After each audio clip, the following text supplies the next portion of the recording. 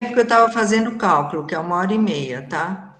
Não, tá joia, porque eu tenho outra reunião às 7, por isso que eu estou perguntando. Valeu.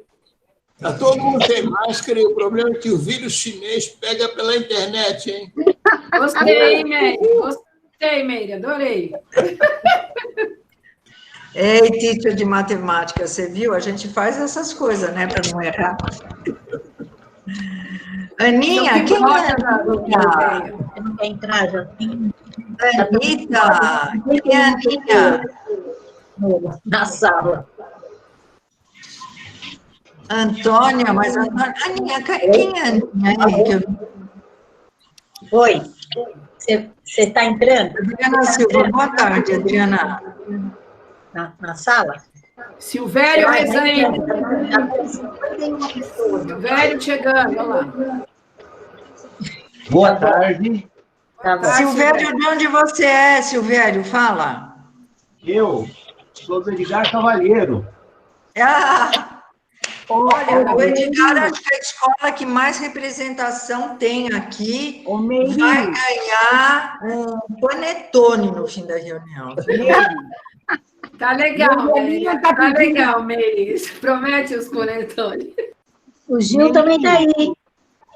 Cadê o Gil? Não sei. Débora Gil, que legal. Cadê você? Gil chegou. Meire. Silvério está aí. A Lilian está tentando entrar, não estão permitindo. É lógico, precisa pedir 2 vezes. Você pensa que nós somos fácil desse jeito? Por enquanto, Não libera ela agora. não chegou uma autorização aqui dela, da Lilian. Não está chegando lá para o Cauê. Ah, tá bom. Não chegou ainda, viu? Oi. Olga, o que o Marcos falou? Posso começar? Ele está entrando, ele está entrando. Oi, Edson. Aí, tudo bem, Edson? Boa tarde, tudo bem? Oi, companheiro, conseguiu? Ótimo. Estou aqui. Bem-vindo. Obrigado, feliz ano novo para todo mundo. Para você também.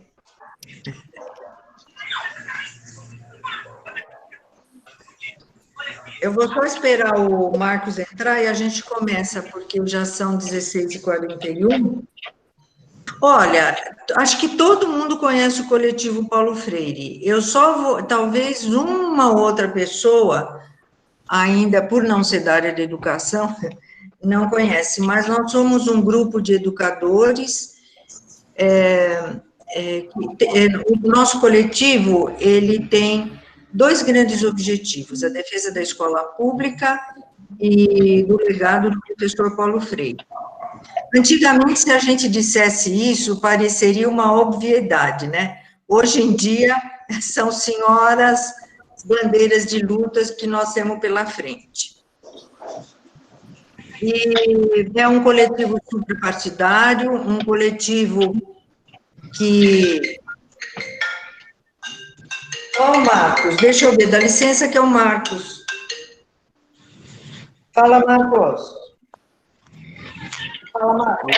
Eu vou mutar a mail, talvez. Espera aí, eu vou pedir para a Olga passar o link para você, já, tá? Ela vai passar no particular. Beijo. Olga, você passa? Passo.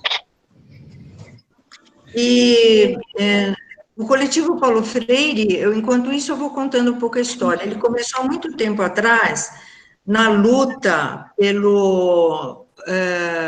em defesa do título do professor Paulo Freire, isso foi há uns 3 anos atrás, eu acho, para ele manter o título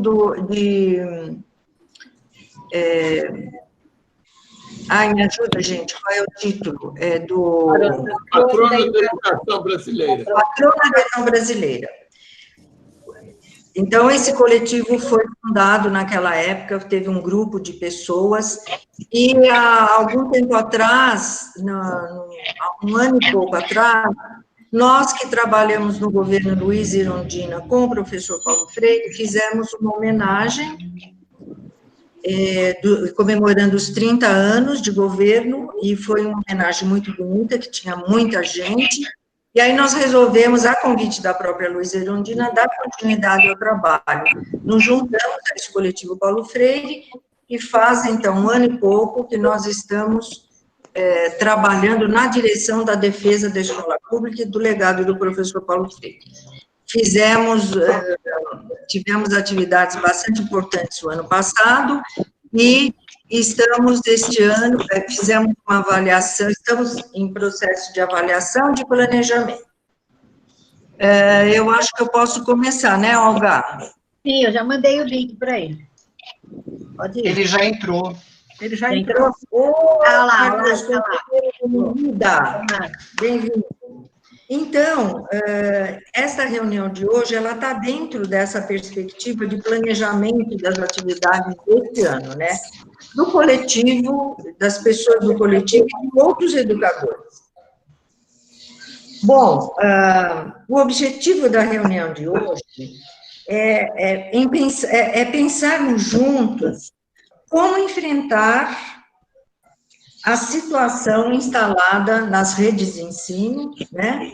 Neste momento que nós temos a pandemia e o desmonte da escola pública.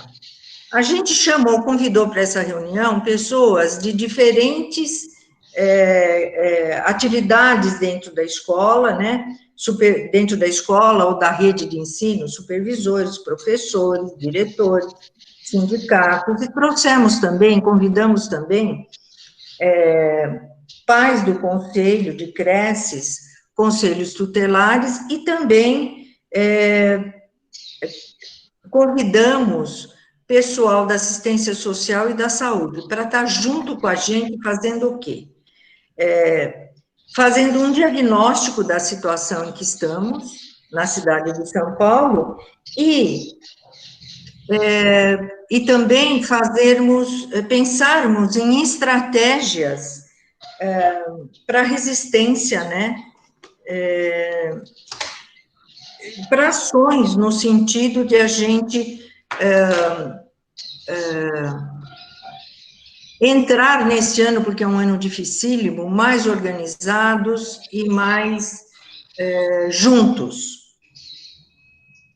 Pensamos na reunião desta forma: vocês que estão aqui podem participar, vai ser uma reunião de escuta, nós não vamos trazer ninguém para falar sobre, vai ser uma reunião onde todos vão falar sobre, vão participar. A participação pode ser feita através de 2 formas, ou inscrição para a fala, ou chat. Nós temos 3 pessoas que estão atentos ao chat, que vão sistematizar e passar para mim e para o Marcos. Pensamos que a fala tem que ser uma fala de até 2 minutos, para que todos possam, para que o maior número de pessoas possa participar. Na fala, nós teríamos que priorizar o nome, o local de trabalho, a região, porque é importante a gente saber quais as regiões que estão presentes, e o diagnóstico, como é que está a situação no seu local de trabalho, e proposta que vocês tenham de ação no sentido de fazer um trabalho de resistência para esse ano de 2021. A Olga já avisou, mas eu vou avisar novamente, nós temos aqui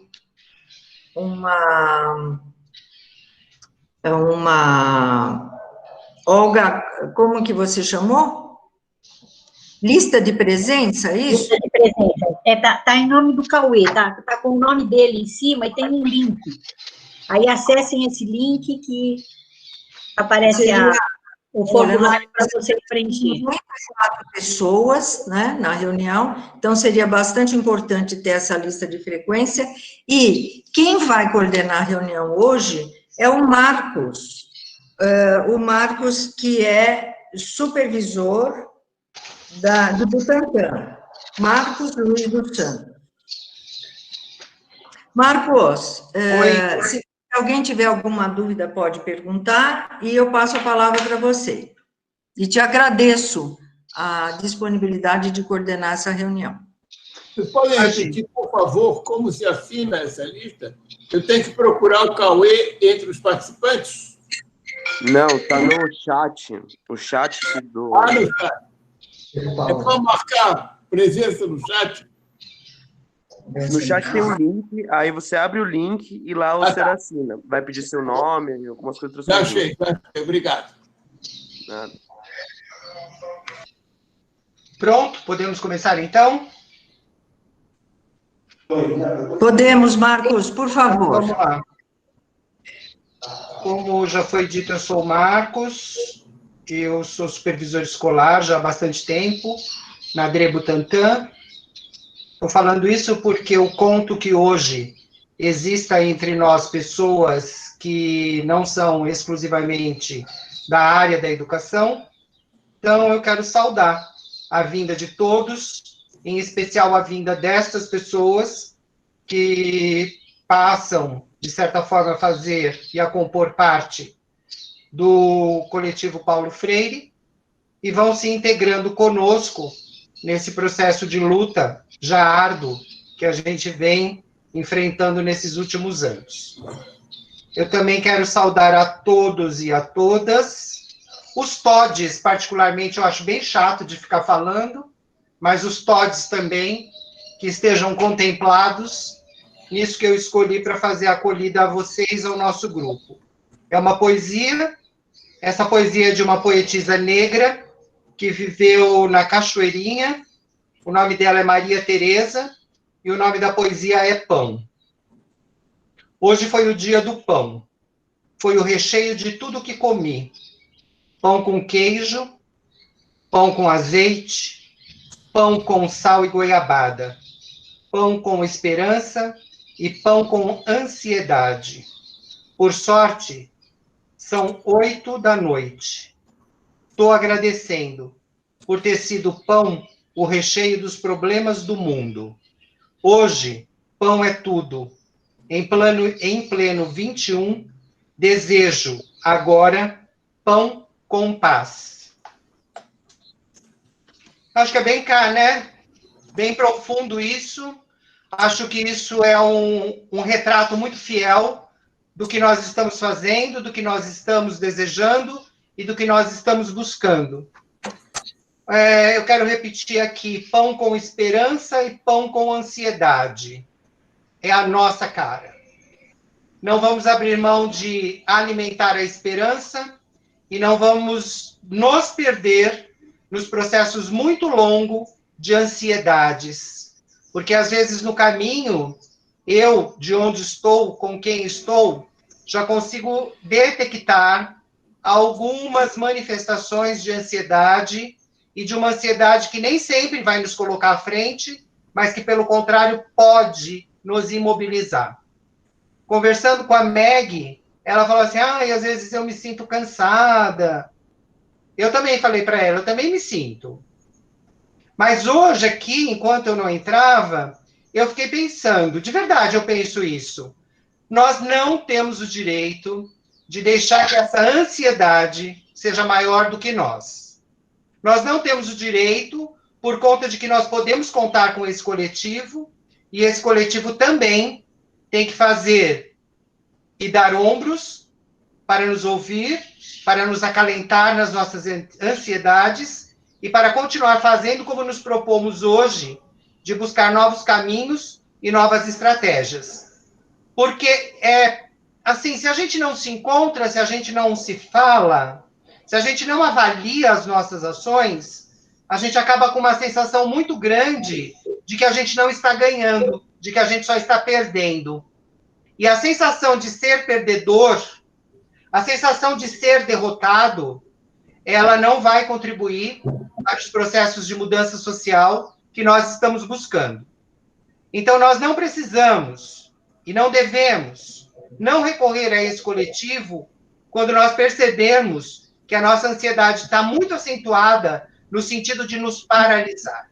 O coletivo, eu acho que até já é uma das estratégias de trabalho a qual a gente se propõe a repensar hoje, é ser um suporte, um aporte para esse sentimento para que cada vez mais pessoas mais fortalecidas possam fazer resistência quando os companheiros, as companheiras, os mais isso, os mais aquilo, disserem que se sentem também cansados e revelarem os seus sentimentos de perdedores.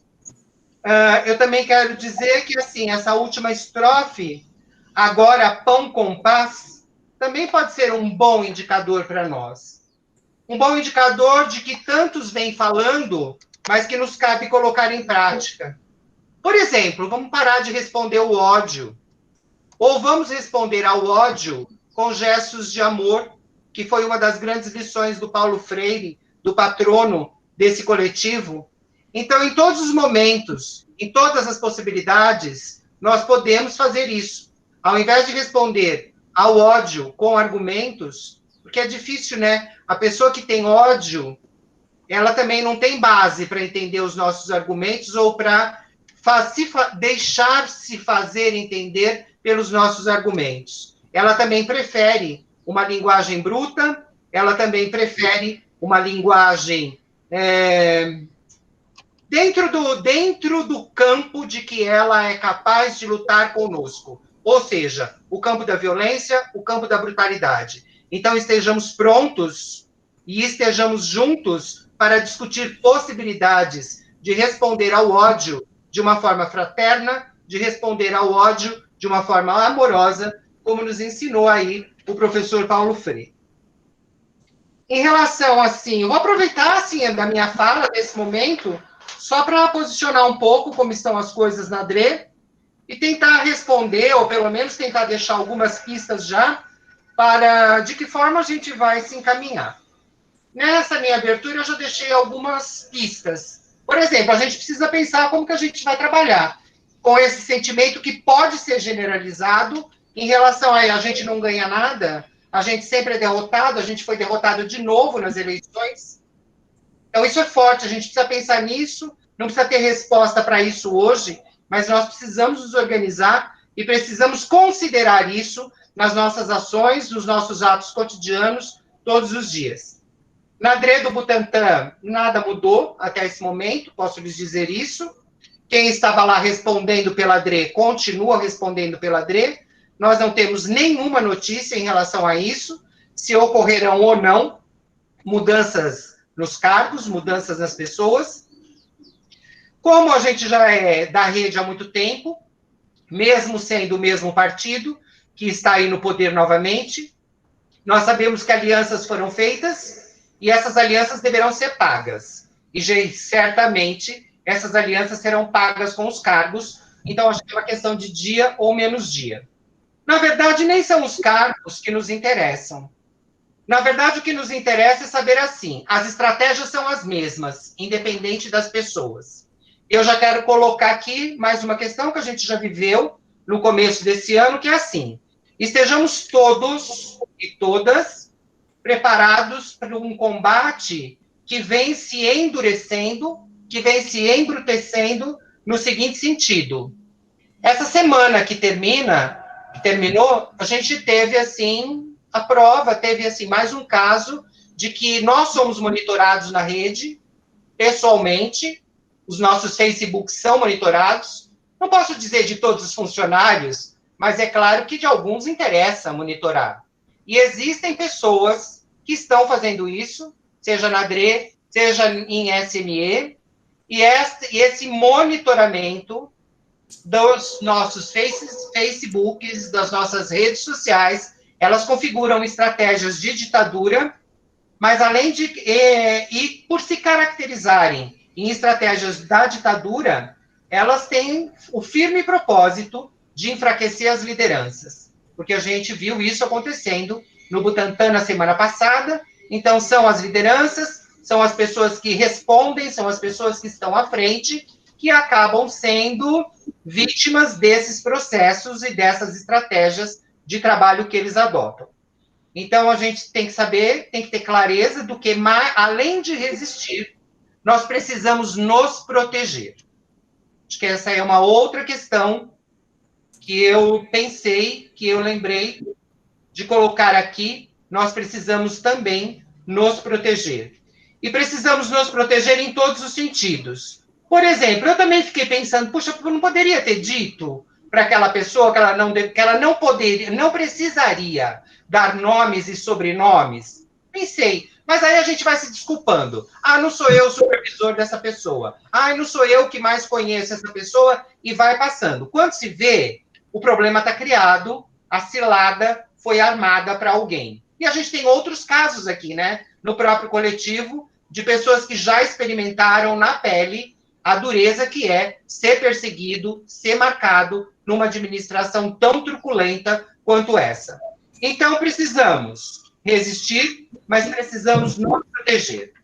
Uma outra coisa que eu também pensei, e que vou falar aqui para vocês, é o seguinte: essa sensação de cansaço, ai, nós estamos cansados, é porque dá a impressão, eu quero deixar isso bem claro, tá? A minha diretoria é uma diretoria que escreve muito para o secretário, entrega pessoalmente coisas para o secretário, só que num processo, a gente veio desanimando de fazer isso. Eu mesmo, numa reunião de CEL, entreguei um documento protocolado por todas as escolas, com todas as formalidades, foi antes do Bruno Caetano. Uma semana depois, esse secretário foi embora. Ele pegou esse documento, ele participou desse processo com todas as escolas. Uma semana depois, ele foi embora. Gente, assim, eu acho que ele pode continuar, deve continuar escrevendo para o secretário, mas a gente precisa dar mais 2 passos à frente.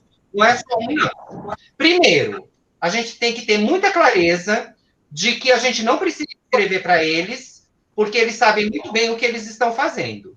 Eles estão absolutamente determinados em abrir ou continuar com o balcão de vinda aberto. É a privatização em todos os sentidos, e não adianta a gente argumentar, não adianta a gente só contar isso para eles, já sabem. Eles defendem, eles sabem o que eles estão fazendo.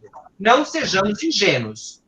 Agora, tem essa questão, por exemplo, da volta às aulas. Então, escrever contra a volta às aulas é um passo. A gente precisa dar mais 2. A gente precisa encontrar uma forma de fazer com que a comunidade fique sabendo por que nós somos contra. Vou até parar um pouco, porque eu acho isso bem sério, eu acho isso bem profundo, e eu acho que a gente tem que se debruçar. Primeiro, o outro passo que eu estou falando, são 2 que a gente tem que dar. O primeiro passo é, a gente tem que, além de escrever, nós precisamos dar visibilidade do porquê não. Por que não? E não é para o secretário. Não é para a secretária adjunta. A gente tem que dar visibilidade de por que não.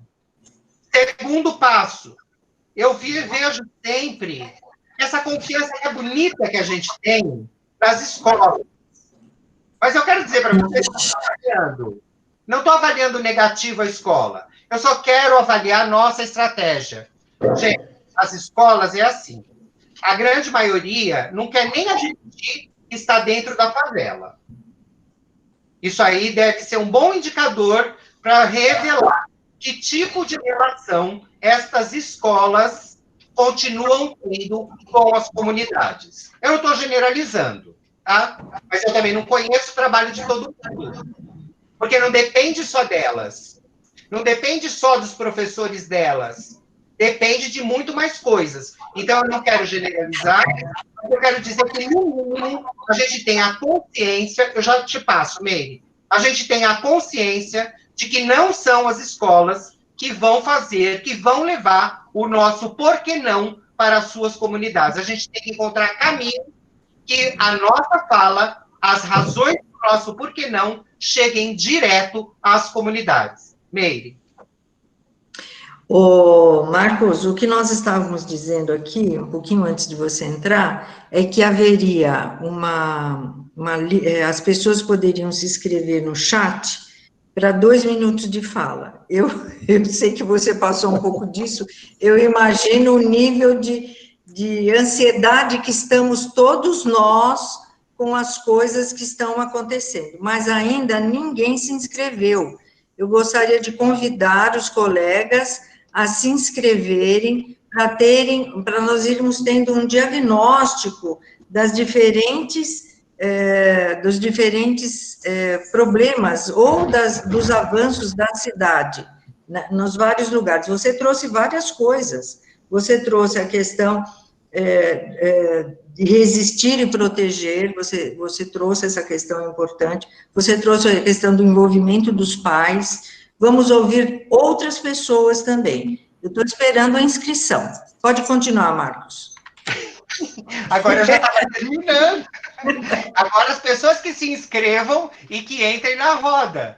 Eu só vou perguntar assim, ó, para ajudar. Na verdade, eu fiz esse acolhimento, fiz essa apresentação de motivos, para que as pessoas também se animem, para que as pessoas tenham aí, de alguma forma, suas ideias organizadas para colocar em discussão. Mas do que eu disse, eu também não trouxe respostas. Eu não tenho respostas assim. Eu constato a partir de onde eu estou. Eu não posso depender das escolas. As escolas não vão falar para a comunidade por que não deve voltar às aulas. Então, eu acho que é esse tipo de coisa que a gente tem que discutir, que a gente pode discutir a partir dessa reunião de hoje, entenderam? Sim. Zoraide se inscreveu. Beleza. E depois o Mário Luiz, que é pai de aluno. Vai, Zô. Boa tarde. Dá para ouvir? Sim. Bom, eu também estou muito contente de estar aqui, encontrando uma opção de gente que eu não vejo faz tempo. Eu queria falar um pouco nessa linha que o Marcos começou a levantar a bola, porque eu concordo plenamente com ele, eu já tenho manifestado isso algumas vezes no coletivo, que se não tiver envolvimento da comunidade, nós não vamos para lugar nenhum. Porque a gente sabe, é sempre a mesma história, porque nós somos corporativistas e tudo mais. Então, se não envolver a comunidade, a gente realmente não vai para lado nenhum. Agora, a grande questão é como envolver a comunidade, né? Acho que essa é uma questão que a gente precisa pensar seriamente. Sobre a questão da volta às aulas, vou falar primeiro sobre a questão da privatização, né? Eu acho que a gente vai precisar ter uma ação muito organizada, articulada, junto à Câmara dos Vereadores. Embora a oposição seja a minoria da minoria, entraram algumas pessoas interessantes, né, no novo grupo de vereadores. Então, eu acho que um contato é urgente, um contato da gente com os vereadores, com quem a gente acha que poderia contar, principalmente nessa luta aí contra a privatização. Agora, sobre a volta às aulas, eu confesso, sim, eu estou bastante aflita com isso, porque as crianças os adolescentes, sem aula, né, perderam o ano todo, praticamente, de 2020. Sabemos que a maioria não conseguiu acompanhar as atividades pela internet. Sabemos que, dependendo da idade das crianças, isso é absolutamente impossível, né? Na educação infantil e nos anos iniciais do fundamental. Então, eu penso que a gente não pode simplesmente dizer não vamos voltar, né?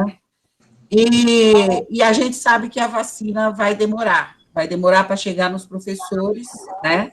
Vai chegar nas pessoas mais velhas primeiro, que não são a maioria dos que estão na escola. E aí eu tenho uma questão assim, aí eu pergunto para o Marcos, mas eu pergunto para todos que têm acesso, que estão na ativa e que podem ter acesso a esses dados. Um ano se passou sem as crianças na escola. Nada foi feito em termos de melhorar a estrutura física e operacional das escolas. Nós temos efetivamente dados sobre a situação de cada escola, né? Então, porque eu imagino que uma regional, uma delegacia de ensino, uma DRE, ela tenha que ter um raio-x de cada escola, tanto no sentido da estrutura física, quanto no sentido operacional, ver em que medida é possível cumprir os protocolos sanitários, né? A outra questão é, tem alguma perspectiva de melhora da questão do acesso à internet por parte dos alunos? Porque esse problema também foi levantado durante o ano todo. Alguma coisa foi feita pela administração? Enfim, a minha questão é, eu acho que a gente tem que ter dados, sabe? Acho que para a gente poder confrontar esses governos, essa prefeitura, esse secretário de educação, a gente precisa ter dados realmente, e dados, assim, concretos, da situação de cada escola, né? E, de preferência, encabeçado pelos pais do conselho, de outros representantes da comunidade, de pessoas de outros setores, da assistência social, enfim, da saúde. Então, eu não estou nativa, eu estou aposentada e ainda sou do grupo de risco, então eu fico aqui muito aflita, porque eu acabo atuando aonde? Na rede social, né? E muito aflita para saber, de fato, qual é a situação concreta em cada região. Então, era isso que eu gostaria de hoje ter outras informações aqui. Só isso, eu passo a palavra. Tem outras pessoas Agora é o Mauro. Isso. Opa, tem bastante. Agora é o Mauro Luiz. Mário Luiz, desculpa. Não foi nada, não. Boa tarde a todos e todas novamente. É uma alegria novamente estar aqui junto com vocês. Sou pai de aluno lá da MF Constelação do Índio, no Jardim Campinas, Zona Sul de São Paulo, da D Capela do Socorro. Sou membro do Cresce, da Capela, e também sou conselheiro tutelar aqui no Grajaú. Então, estou no dia a dia com a comunidade, né, nesses desafios aí, já normais, né, dentro de uma normalidade. Agora, com a pandemia, então, foi desastroso, né, aumento de abuso, né, da violência, todo tipo de tragédias em relação à criança e adolescente que vocês possam imaginar, que a gente lida todos os dias. E a gente fica muito preocupado, porque o ano passado a gente ainda tinha a questão do auxílio emergencial, né, querendo ou não, ainda foi um apoio muito grande para muitas famílias, e agora a gente, esse ano, não vai poder contar. Então, e as pessoas, e agora, né? Até na questão das escolas, porque da merenda, quer dizer, porque a escola também é um local muito importante na alimentação das crianças. E a gente tem também um risco maior, que são muitas crianças que passam muito tempo com os avós, e eu acho que é um momento muito importante da gente discutir a educação realmente como um desenvolvimento para o Brasil, né? Porque não é possível a gente passar na média de 15 anos, eu acho, com um adolescente, uma criança na escola, e quando termina o ensino médio, muitos, né, a gente depara com isso, mal consegue interpretar um texto, né, para poder chegar e fazer um exame aí né, esses vestibulares que estão aparecendo agora aí. Como é que ele vai concorrer com outro adolescente que veio aí da escola particular? Então, isso preocupa. E outra coisa também que a gente sente realmente, e é muito triste, é que as escolas realmente só procuram os pais, no último caso, não numa situação de diálogo, de fazer junto, mas numa situação de cobrança. Isso a gente fala porque a gente recebe muita demanda das escolas, que 90% delas poderiam estar resolvendo na secretaria, com um pouquinho de boa vontade, e não, né, não resolvem. Coisa simples, besta, que a gente... Que realmente eles teriam todas as condições de estar resolvendo na escola. Então, isso é mais uma forma de afugentar as famílias. Então, a gente está preocupado realmente com esse ano, né, de 2021, mas também na esperança de que venha melhorar, né? A gente está aqui junto para aprender, para poder somar, mas muito preocupado. E, assim, a gente não sabe, tem pessoas de todo canto da cidade, mas a gente está muito, muito na periferia mesmo. Grajaú, não sei quem tem ideia de onde é, mas a gente está muito lá, e a situação está dramática, né? Tá um conflito terrível. Então, a gente está aqui também para ver se a gente consegue colocar a mão na ferida aí, né? Essa ferida social tão excludente que a gente tem, né? Na cidade mais rica do Brasil, São Paulo, e que a gente lida dia a dia. Então é isso. Eu acho que tem que realmente, essa aproximação com os pais tem que ser de verdade, né? Tem que ser uma coisa que tem que ser prática, porque a gente vê muita fala, mas que realmente a gente não vê, a gente não sente que isso é uma coisa verdadeira, né? Então, por isso que a adesão das famílias, dos próprios alunos, né, é muito pouco, porque realmente essa adesão ela precisa ser verdadeira, né? A gente não precisa só fazer discurso bonito, não, a gente tem que fazer a coisa na prática. Eu acho que é isso. Desculpa um pouco das palavras meias duras, mas é que, né, a gente precisa também para poder o negócio andar, né? Não dá só para ficar fazendo discurso bonito, não. A gente tem que meter o pé na lama, que nem diz, né? Andar, abrir os caminhos e realmente conhecer e saber o que se passa nas periferias, para a gente ter um plano de ação de uma educação verdadeira e libertadora. Então, Obrigada, Márcio. Obrigada, Mário. Pessoal, deixa eu falar. Espera aí. Eu vou só comunicar o Marcos. Marcos, é o Leandro, Maciel, Adriana, Christian, Maria de Fátima e Laura. Ok? Você está com esse... Marcos, Márcia também. Eu também estou acompanhando aqui pelo WhatsApp. Você está acompanhando? Estou. Tá, então, olha... Já foi a Zoraide, já foi Maio e Enizanga agora. Não, agora é Enizanga. Não. É mesmo. É sim. Aqui. É sim. Estão me ouvindo? Posso combinar já? Ó, tem Maciel e Adriana.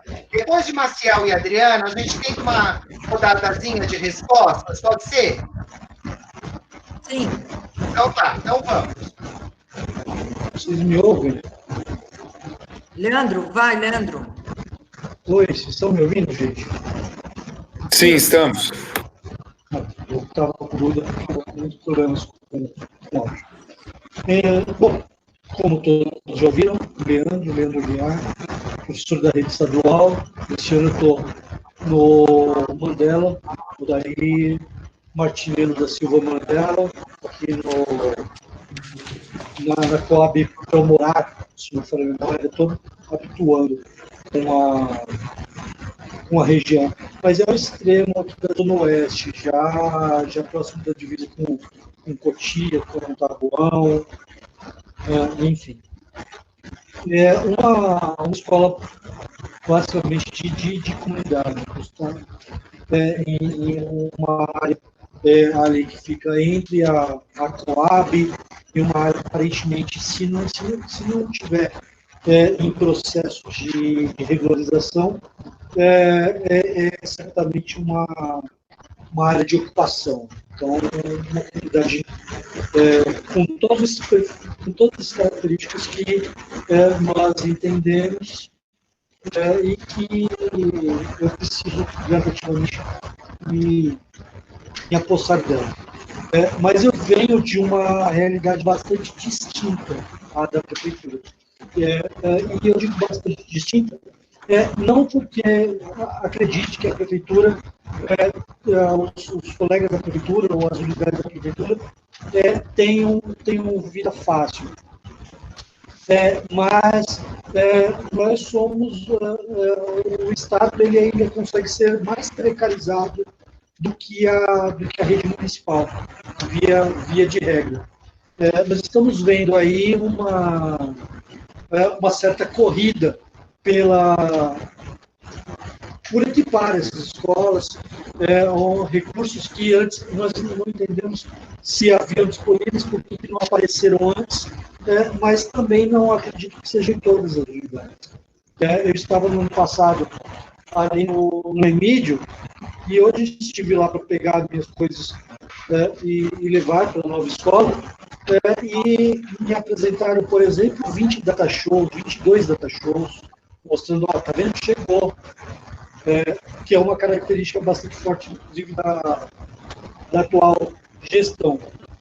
E aí o que me preocupa neste cenário, ainda aí pegando o gancho dos colegas, eu não vou, pelo tempo que foi determinado, nem tem como me estender muito mais, mas pegando o gancho dos colegas, me preocupa profundamente que este incremento de investimentos venha de alguma forma maquiar questões macro. E só para exemplificar, já finalizando, essa contratação emergencial que foi anunciada não faz muito tempo pela Secretaria Estadual da Educação. Ele anunciou um grupo que seriam feitas contratações emergenciais de professores que se dispusessem, a partir de determinados critérios, preenchendo determinados critérios, a fazer a educação, a fazer as aulas presenciais. E me preocupa particularmente porque eu não acredito que isso virá como uma política de diluição das salas, como ampliação da quantidade de salas, diminuição de alunos por sala de aula. Não, na minha opinião, isso vai vir como uma forma de pressionar os docentes, dizendo, olha, vocês não vão vir, então nós vamos colocar esses outros professores, certamente em condições ainda mais precárias de trabalho, que vocês no seu lugar. E muito provavelmente isso os recursos para pagamento desses docentes virão como forma através do corte dos honorários, enfim, dos salários dos professores que são titulares de campo. Então, entendo que existem uma série de questões que devem ser observadas, e a principal, eu acho que o principal encaminhamento que deve se dar, que deve se pensar aqui, é justamente em articular uma rede que seja fluida. Nós precisamos estar em constante contato, municipais, estaduais, para que estes ataques, que nós não sabemos que forma vão tomar, sobretudo em função dessa pandemia, nós estejamos prontos para responder com agilidade, quer seja na esfera municipal, estadual, que sai em determinado momento até na educação federal. Então, é importante que estejamos conectados o tempo todo e façamos, através dessa conexão, pontos sobre comunidade, concordo com os colegas. Sem a comunidade, nós não vamos chegar a lugar nenhum. Muito obrigado, gente. Agora é o Maciel Nascimento. E pedir para desligarem os microfones, quem não estiver falando, por favor.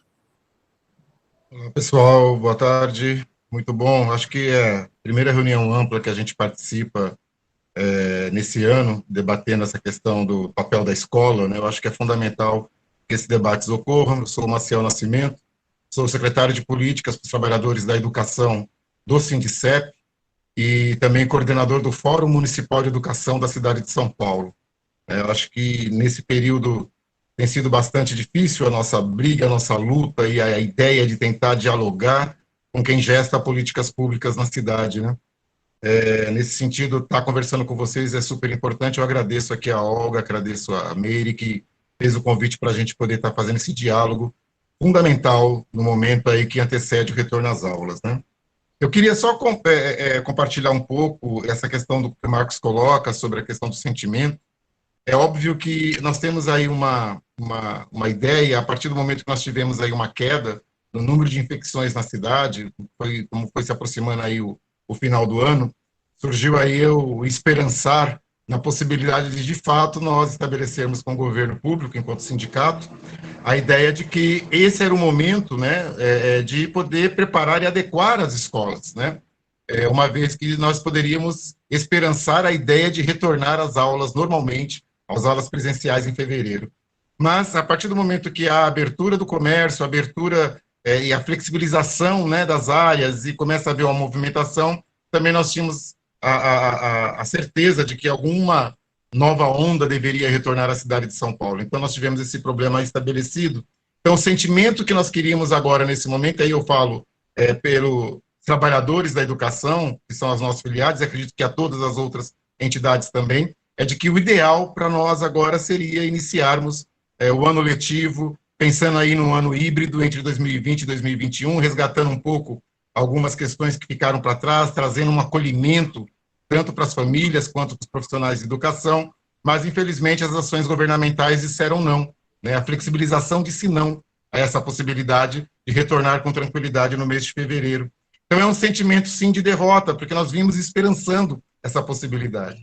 E eu tenho certeza que os profissionais estão ali ávidos para que esse momento se dê, até porque os ataques eles começam a vir de todos os lados, no que se refere a esse trabalho que foi tentado ser desenvolvido no chamado ensino remoto, né? E foram muitas ações que foram desenvolvidas nessa questão, e aqui a gente já parabeniza muitas escolas que se aproximaram das famílias, procuraram dar uma atenção, né? Obviamente, o papel social da escola ele tem uma limitação, né? Eu acho que essa discussão, junto com a assistência e junto com a saúde, ela pode revigorar esse processo de pensar o que pode ser feito nesse período para poder dar a atenção adequada às famílias, né? Mas nós temos hoje um movimento muito forte, né? Um tal de escola aberta, por exemplo, né? Que se apresenta sobre de forma muito violenta para a reabertura das escolas, né? O próprio título do grupo já deixa muito claro, escolas abertas, como se nós estivéssemos fechados em algum momento, né? As escolas não foram fechadas em nenhum momento. Se não eram os professores que estavam dentro das escolas, eram gestores, eram os quadros de apoio, eram os supervisores que faziam os seus acompanhamentos, então não teve fechamento de escola. O que nós tivemos foi uma suspensão das aulas presenciais, né? E mesmo as aulas permaneceram acontecendo. Então é importante abrir esse diálogo para poder deixar, sabendo de todas as dificuldades de algumas famílias em ter acesso a esse ensino remoto, né? E eu acho que o coletivo Paulo Freire, ele acerta quando ele exatamente chama essas áreas para o debate, né? Nós temos também, o doutor Jorge Caiano está aqui conosco, nós temos também um grupo intersetorial que também foi formado no finalzinho do ano passado, no segundo semestre do ano passado, pensando nessas ações. Assim como a Câmara Municipal também estabeleceu, através das ações dos sindicatos, né, o Comitê Emergencial de Crise na Educação, uma vez que houve uma ausência total de diálogo com o secretário municipal de Educação, Bruno Caetano, né? Então, várias ações foram desenvolvidas nesse sentido, vários documentos, propondo, inclusive, a adequação das escolas, e nós chegamos agora a 2021, com o SME, numa última reunião que nós tivemos com as entidades sindicais da educação, são 5 entidades que representam os trabalhadores da educação, e as informações que a prefeitura nos traz, como próximos passos a serem desenvolvidos, também nos preocupam, né? Por exemplo, essa recuperação de aprendizagens que inicia hoje na cidade de São Paulo. É altamente preocupante porque, primeiro, ela está totalmente fora de qualquer debate relacionado ao currículo da cidade, né? Ele não tem base nem mesmo na avaliação diagnóstica que foi feita no mês de dezembro, que, infelizmente, também foi feita de forma presencial, né? Nós lamentamos esse tipo de ação. E essa recuperação, ela traz contratados, né? Tanto ATS quanto professores, né? Que não tiveram um vínculo, um acompanhamento mais direto com o território, né, escolar, com a comunidade escolar, e isso é preocupante. Em relação a verificar a situação das escolas, como a Zoraide perguntou, a Secretaria está iniciando hoje, segundo ela, nessa reunião que tivemos na semana passada, um checklist escola por escola, para checar exatamente qual a adequação e qual a possibilidade de reabertura em fevereiro. Ora, algo que já deveria ter sido feito há muito tempo, né? Checar se a escola tem ventilação, checar se a escola possui condições de poder garantir proteções, né? Como tapetes, como totens, como a questão das torneiras, como é que isso está distribuído, entre outros aspectos. Nós sabemos as condições difíceis que nossas escolas possuem para poder ter um atendimento seguro às nossas crianças e às famílias, né? Mesmo com essa questão da oferta dos tablets às crianças, né? A questão da oferta de notebooks aos professores, foi anunciado pela primeira vez que seriam foram comprados 45 mil notebooks para serem ofertados aos professores para garantir a questão da estrutura para o acesso à aula remota, né? E nós fizemos uma discussão que vai ser retomada nos próximos 10 dias, junto com a Secretaria Municipal de Educação, que é fazer uma adequação do calendário escolar ao calendário de vacinação. Para nós é importantíssimo que, pelo menos, eu estou falando pelo menos, porque a gente entende que tem que ser mais ousada essa adequação do calendário, né, que os nossos idosos estejam totalmente vacinados, para que tenhamos condições de que haja esse trânsito entre profissionais de educação, né, e crianças dentro do universo escolar, podendo retornar com segurança, sabendo que seus idosos estão protegidos, né? Então, minimamente, que haja uma discussão de adequação dos calendários, né? Você pode ir sintetizando, que a gente tem uma lista grande aí. Não, na verdade, acho que é isso, é passar a última reunião que nós tivemos com o secretário, a questão de 2, 3 dias atrás, e que mesmo esses próximos passos sinalizados pela Secretaria Municipal de Educação permanecem preocupantes pelo grau elevado de infecções que hoje nós estamos definitivamente na fase vermelha e nos preocupa muito o secretário estadual de Educação afirmar que as escolas reabrirão em qualquer situação, né? Então, é para a gente pensar um pouco essas saídas e pensando coletivamente, conforme o coletivo propõe na tarde de hoje. Obrigado. Obrigado, Marciano. Ó, eu combinei que a Adriana vai falar, mas antes da Adriana, já quero pedir que as pessoas não repitam, por favor, preferencialmente, o que já foi colocado, para a gente otimizar um pouco o tempo, para garantir o máximo de participação dos que estão inscritos. Obrigado. Boa tarde, eu sou a Adriana, eu vou abrir um pouquinho, vou fechar a imagem para minha internet não picotar, tá bom? Então, vamos lá. Eu sou diretora da CEL-MF, né, professor Dr. Walter Paulino Estevam, da DRE Pirituba Jaraguá, né, antiga MF CEL Parque Anguera. Nós estamos hoje vivendo a realidade da recuperação de aprendizagens, né, que caiu para a gente assim no dia 16 de dezembro, nós fomos informados em 5 minutos, no dia 23 de dezembro tivemos uma reunião com a diretora regional e hoje se tornou realidade. Muito me preocupa, porque antes nós tínhamos as discussões de atividade extracurricular ou não, mas a gente passava pelo conselho de escola, né, e eu tive esse cuidado, como eu já trabalhei na gestão do CEL, eu tenho uma relação muito próxima com a nossa comunidade. Então, antes nós fizemos reuniões com todas as famílias, apresentando os protocolos de segurança e apresentando a realidade da escola. Daí veio essa recuperação de aprendizagem, desconsiderando qualquer deliberação do conselho de escola, né, que sempre se colocou contra este retorno neste momento. E daí, de repente, trabalhei em 2019, 2020 com apenas 2 ATS, e hoje chegam 9 ATS contratados, que foram contratados para escolas da região para poder dar conta dessa recuperação de aprendizagem, mas que irão embora no dia 29, ou seja, para dar conta de vamos dizer, um programa do governo para ficar bonito, falando nós estamos com recuperação, encheu a escola de ATE. Quando voltar realmente, né, retornar realmente presencial no dia 4 de fevereiro, eu vou continuar com meus 2 ATEs, né, para dar conta de um protocolo. E fica difícil, porque é desconsiderado totalmente o que a comunidade escolar pensa a respeito do conselho de escola. Concordo com o que o Marcos falou, a gente tem sim que ter uma conversa com a nossa comunidade, né, fazer essa comunidade perceber as dificuldades, foi isso que eu fiz lá em setembro, em outubro, mostrando qual era a nossa realidade naquele momento de escola enquanto funcionário, RH, porque o restante a gente acaba dando um jeito, a gente compra EPI, a gente, né, nós fizemos algumas readequações de espaço com os recursos financeiros que eles mandam, mas e o RH? E a falta de ATE? E a falta de professor? Né, para a gente organizar esses espaços? Porque para garantir um protocolo de segurança real, verdadeiro, a gente precisa ter funcionário, para ter gente no pátio, gente próximo aos banheiros, né, nos corredores, nas entradas, que eu brinco, se você ficar lá olhando febre, né, termômetro de cada aluno, dentro de um CEL, vai subir a Rua do Céu a fila de gente para entrar nessas unidades escolares, né? Então, precisa de RH. Eu acho que a maior dificuldade hoje é o RH e a insegurança, né? Retornar sem ter uma vacina, né? Muitos funcionários, foi feita testagem, né?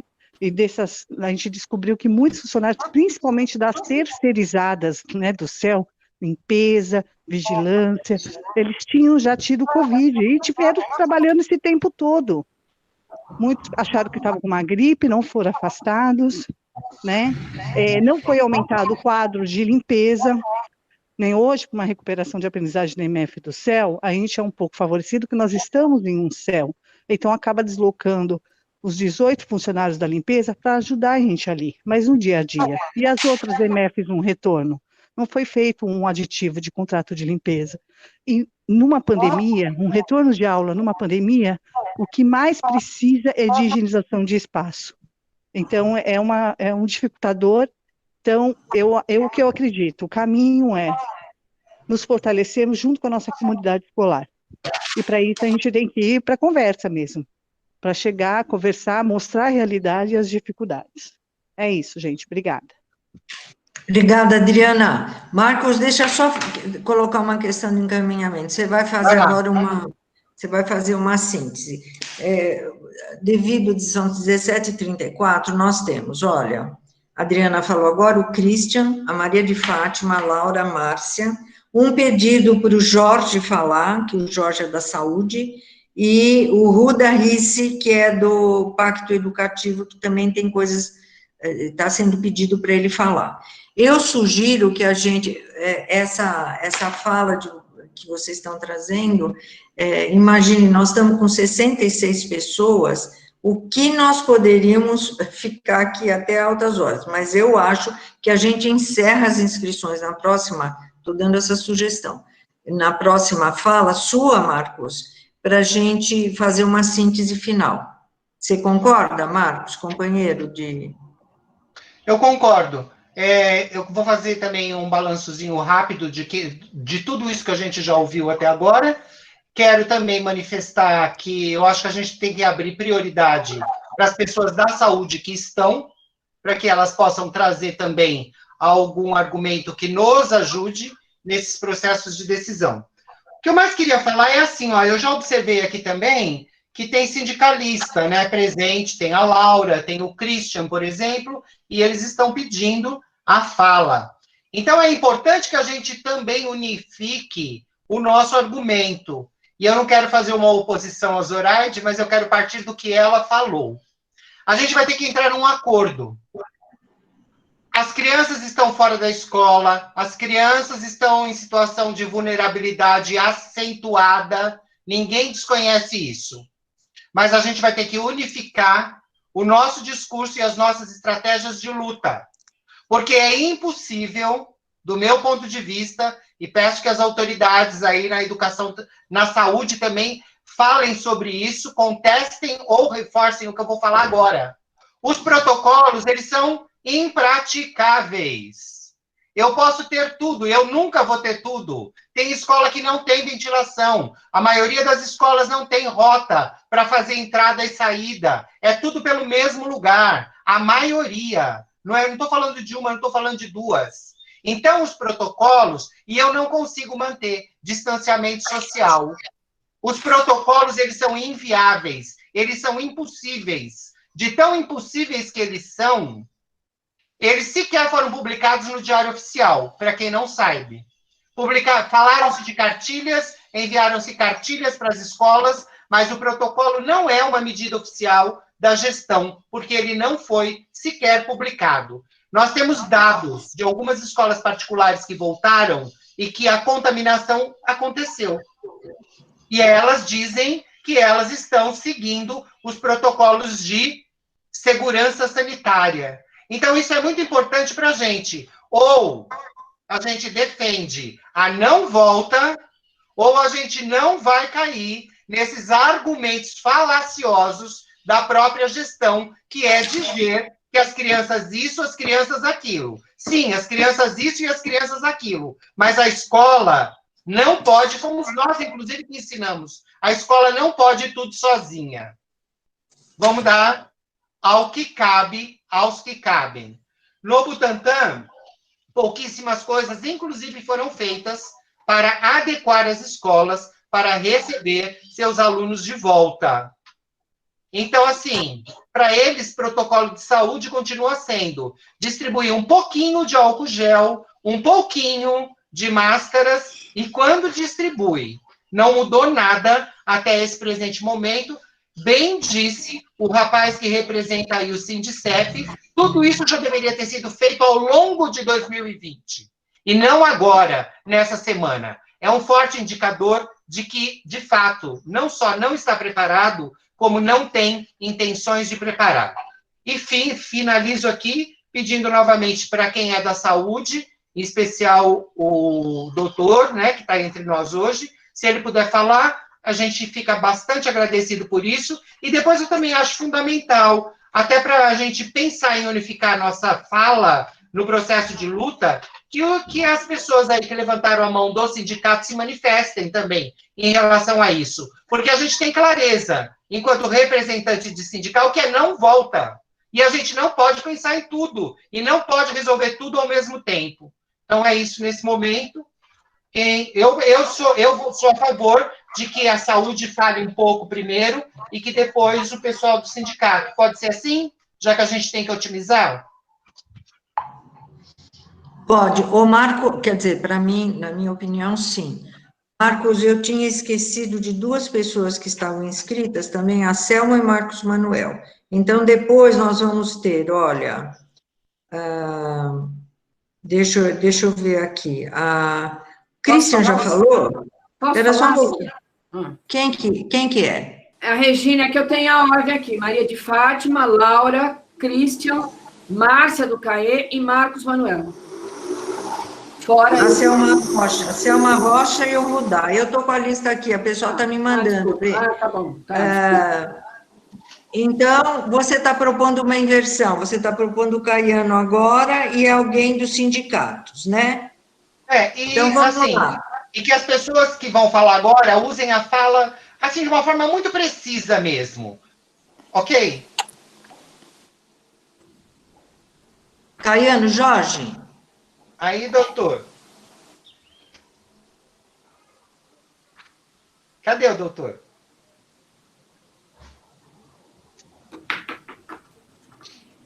Alô, boa tarde. Eu estou tentando ativar o som. Estão ouvindo? Sim, Jorge, tá bom. O Marcos, eu participei com ele de um debate, né? Outro dia, no final do ano. Foi. Estou me lembrando. Eu queria reforçar essa fala sobre os protocolos. É verdade que o protocolo do município é uma farsa. Então, não é possível realmente de cumprir o protocolo. Isso tem que ficar claro para todo mundo, né? E o Márcio, né, falou sobre essas negociações que o sindicato tem tentado fazer junto com a Secretaria de Educação, e aparentemente o novo secretário parece que é um pouco mais aberto para o diálogo. Ele está se reportando a essa questão da existência de uma espécie de visita técnica das escolas. Eu acho que é importante que todas as escolas sejam realmente visitadas e com a formulação de um parecer técnico mesmo. E esta obrigação é da saúde, né? Isso tem que ser cobrado mesmo, viu? Em todas as escolas. Não dá para a gente ficar numa generalidade, né, de que todas as escolas estão inadequadas ou todas estão adequadas. Isso não existe, né? Algumas escolas têm melhores condições, outras não. Mas, enfim, fora a questão específica de cada escola, é importante que todo mundo tenha presente um documento técnico da Fundação Oswaldo Cruz. Eu tenho insistido muito com isso e tenho pedido, inclusive, para o sindicato, o Sindicep, Sindicato dos Médicos, fazer a defesa clara deste documento da Fundação Oswaldo Cruz, que é um dos poucos documentos públicos que inclusive é citado pelo Ministério da Educação naquele documento genérico, aprovado inclusive pelo Conselho Nacional de Educação, sobre uma espécie de orientação geral para o retorno às atividades escolares. Eu não sei se todo mundo sabe o texto do Ministério da Educação, que fala sobre educação básica e a possibilidade de retorno. Eles não descrevem nada de significativo, mas eles citam este documento da Fundação Oswaldo Cruz. Então, o que é que diz a Fundação Oswaldo Cruz? É que existem 7 indicadores sugeridos pela Fundação Oswaldo Cruz que deveriam ser seguidos por toda a comunidade escolar e por todas as prefeituras e governos estaduais. O que está acontecendo é que todo mundo faz vista grossa desse documento e ninguém responde claramente a esse documento. Então, eu queria que ficasse todo mundo ciente de que existe esse documento. Eu vou dar o nome. Ele se chama...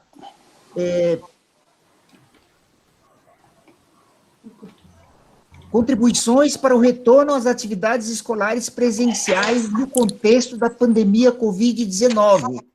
Este documento é de setembro de 2020. Né? E ele é um documento que é referido pelo Ministério da Educação, no que o documento dele se chama Guia de Implementação de Protocolos de Retorno das Atividades Presenciais nas Escolas de Educação Básica. Esse documento é de outubro. Então, está claro, né, que existe esse documento da Fundação Oswaldo Cruz. Ele é um documento relativamente longo, mas na página 6 aparecem esses 7 indicadores. Eu queria citar o mais importante deles, que é o que se chama de redução da transmissão comunitária para menos do que um caso novo por dia para cada 100 mil habitantes. Isso significa, na prática, né, que uma cidade como São Paulo, que tem 12 milhões de habitantes, deveria estar tendo, no máximo, 120 casos novos por dia. Vejam bem, 120 casos na cidade. Eu tenho levantado essas informações todas as semanas e faço um levantamento da média diária, né, de 7 dias, de quantos casos tem acontecido em São Paulo. Veja, no dia 7 de janeiro, foi agora, né, semana passada, nós tínhamos 1.739 casos por dia. Isto dá 14, quase 15 vezes acima do valor de um caso para cada 100 mil habitantes. Então, entenda, quem pensa em termos de risco, se você está querendo que o controle da pandemia esteja com um número de casos novos abaixo de 1 para cada 100 mil, e nós estamos a 15 casos para cada 100 mil habitantes, nesse dia 7, isso significa um risco 15 vezes maior do que o recomendado pela Fundação Oswaldo Cruz. Está claro o que eu estou falando? Sim, está claro. Isto é importante. Isso significa que qualquer protocolo, por melhor que seja, e as escolas, por melhores que sejam as suas condições, diante de uma situação em que você tem 15 vezes mais casos de Covid oficiais, hein? Isso é muito sério, porque fora esses casos que estão sendo diagnosticados, nós temos muitos outros casos que nem são descobertos, que são exatamente esses casos de pessoas que não apresentam sintomas. E, portanto, muitas vezes a pessoa nem sabe que pegou, né, a Covid e não sabe, inclusive, que está transmitindo.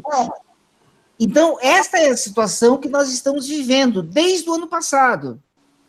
E aquilo que a Secretaria de Educação vem falando é uma fala que joga para a saúde esse papel técnico de dizer se pode ou não pode abrir as escolas.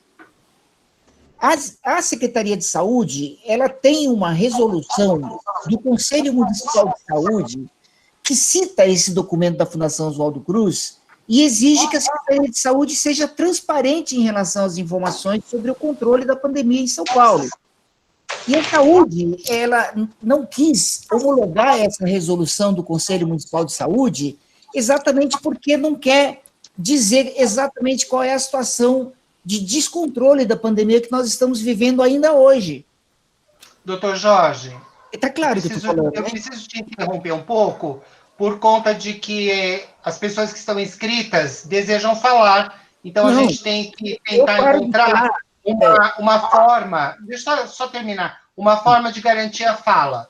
Mas eu quero fazer uma interrupção na sua, porque eu considero que o que você está nos trazendo hoje, nesse momento, já é bem relevante para as decisões que nós precisamos tomar, e quero deixar a sugestão para a coordenação central aqui do coletivo, se é esse o caso, de nós convidarmos o doutor Jorge Caiano para ele vir falar com mais tempo e mais especificamente sobre essa questão.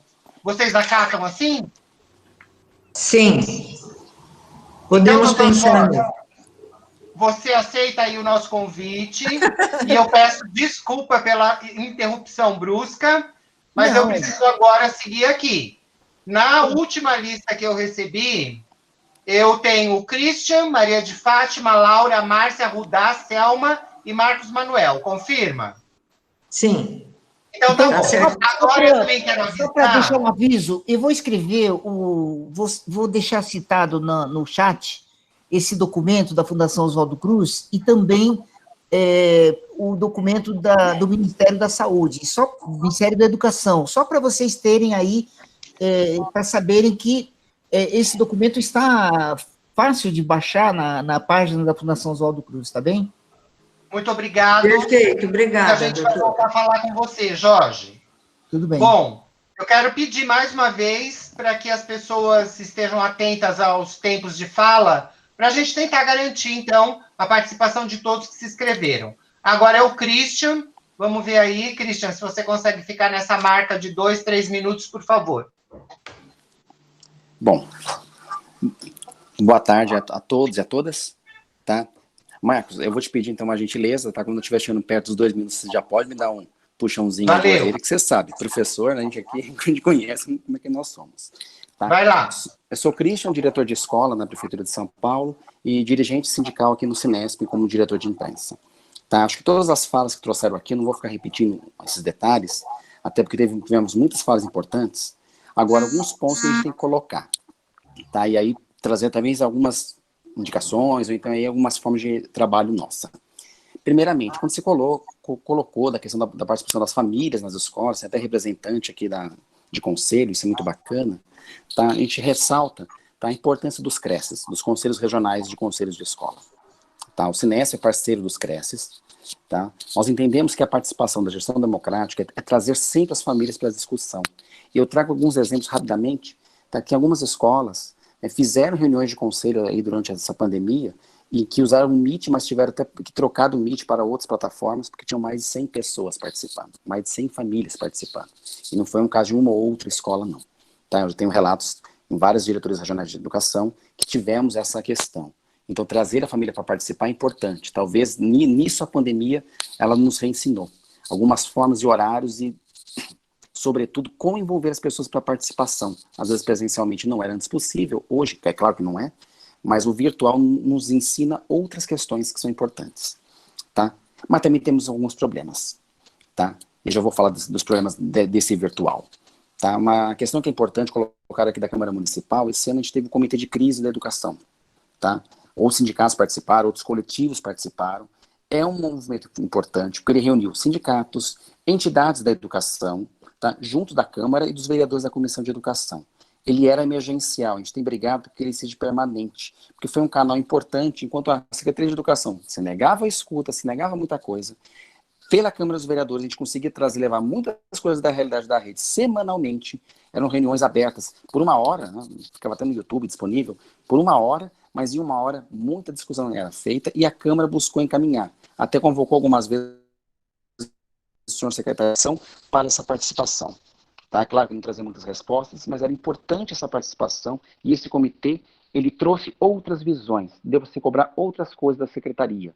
E quando a gente fala de Câmara Municipal, não vamos se esquecer, no final do ano, eles tentaram passar vários projetos contrários à educação. Tá? Enquanto o sindicato estava presente, a gente chama que todos estejam presentes, sim. Seria até bacana que alguns membros aqui do comitê estejam presentes também nas discussões da Câmara, tá?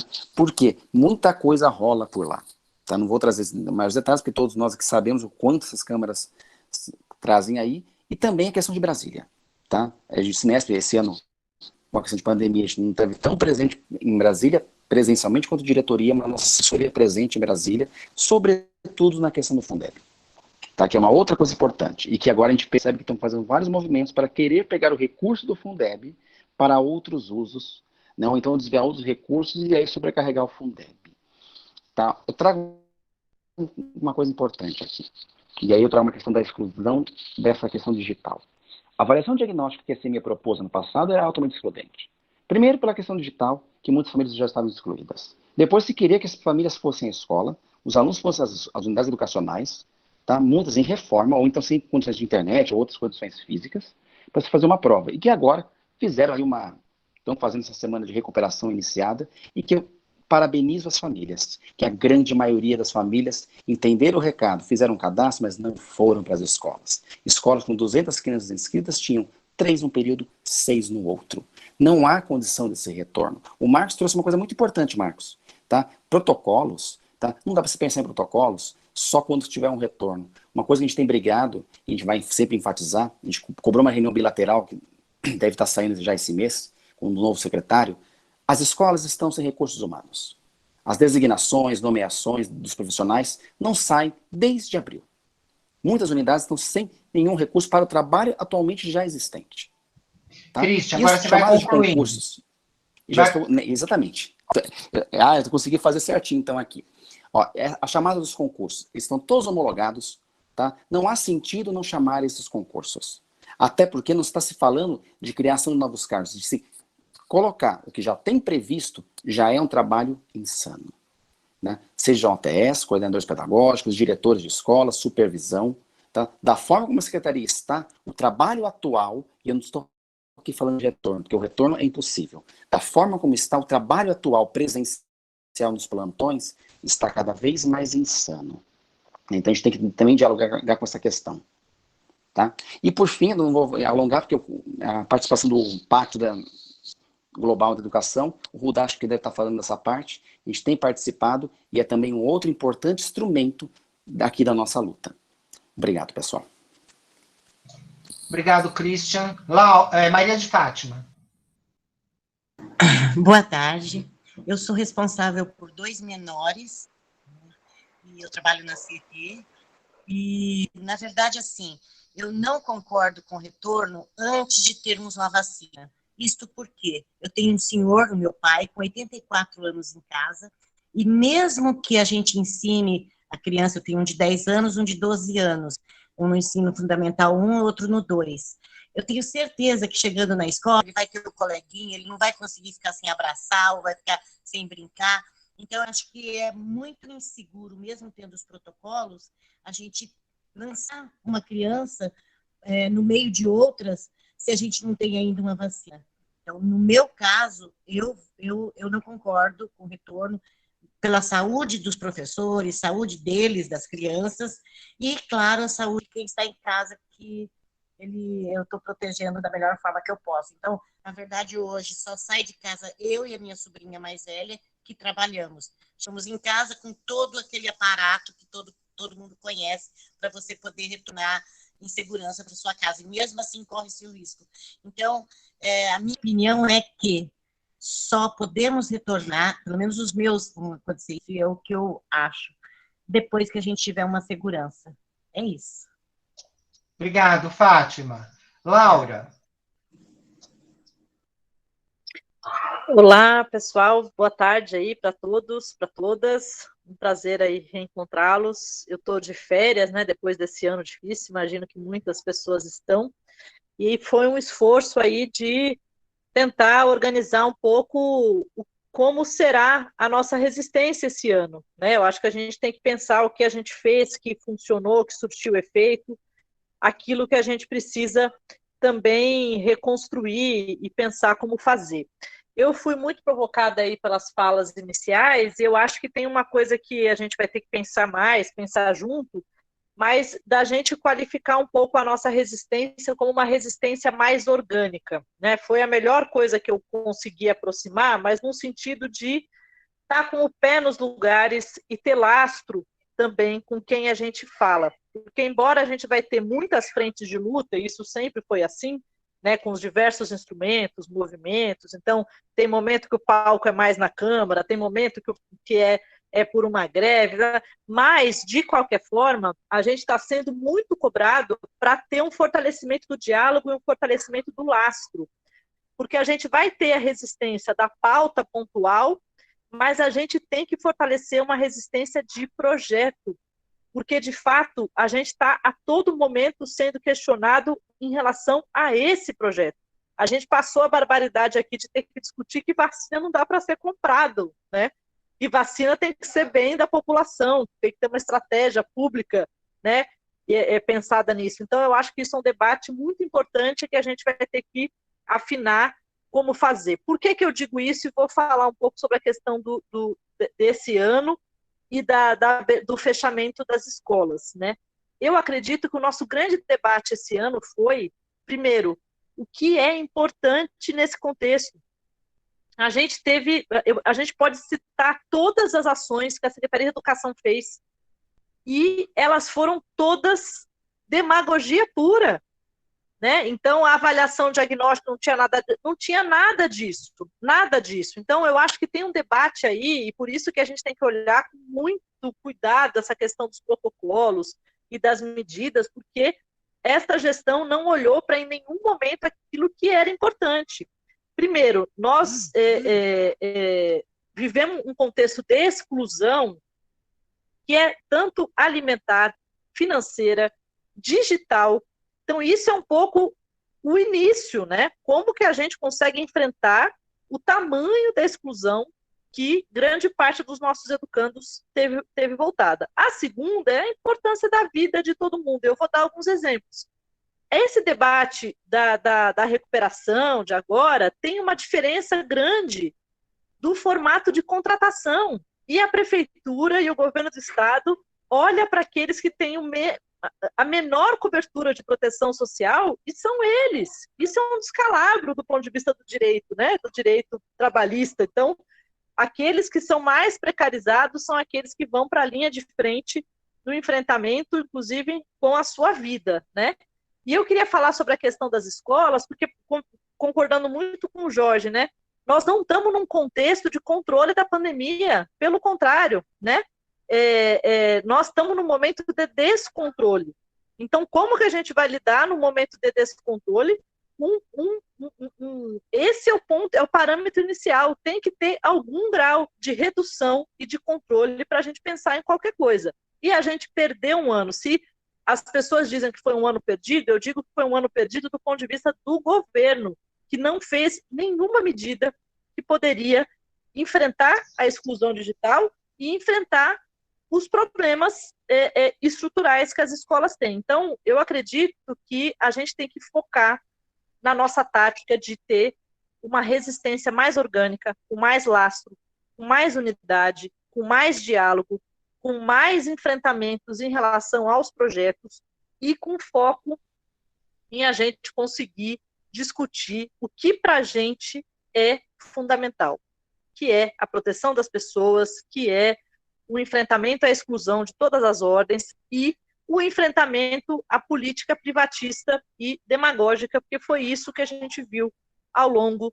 desse ano, né? Então eu vejo assim, é muito bom reencontrar vocês, mas eu tenho muita preocupação, né, sobre como vai ser esse ano, porque, e fecho com isso, se a nossa relação com essa prefeitura estava e sempre foi de muito embate, eu queria reforçar uma coisa que o Marcos colocou, que é as alianças que elegeram essa prefeitura vão cobrar a fatura, eu não sei como é que estão agora, que eu estou de férias, né, não estou vendo, mas não tenham dúvidas que tem muitos interesses a serem considerados, né? E isso vai trazer também muita dificuldade. Então, eu acho que o nosso debate é um pouco assim, no começo, o que é importante, o que é central, E a gente tem uma discordância nesse começo, do que é importante e do que é central. E a gente não teve concordância nenhuma ao longo desse ano. E não vamos ter no próximo, né? Então, eu acho que a nossa resistência é um pouco da gente olhar um pé atrás naquilo que é central, naquilo que é importante, e da gente insistir nas medidas que cabem à Prefeitura, ao Governo do Estado e à Presidência para controle inicial da pandemia e garantia dos direitos enquanto a gente está nesse processo, né? E as escolas, aí concordo muito com o Marcos, assino embaixo, não tem protocolo que dê conta de um espaço que foi pensado para ter interação, né, que foi pensado para ter relações e que está com capacidade máxima do número de pessoas e mínima com o número de profissionais. Então, gente, essa fórmula não tem protocolo que resista, que resolva, né? Então, a gente tem que caminhar para aquilo que é importante, uma resistência orgânica, um lastro nas nossas comunidades. É isso. Obrigado, Laura. Márcia. Bom, boa tarde de novo, e agradeço imensamente o convite, porque eu saio alimentada aí do pão da esperança, que o Marcos lindamente leu lá no poema, no Pão, poema do começo, né?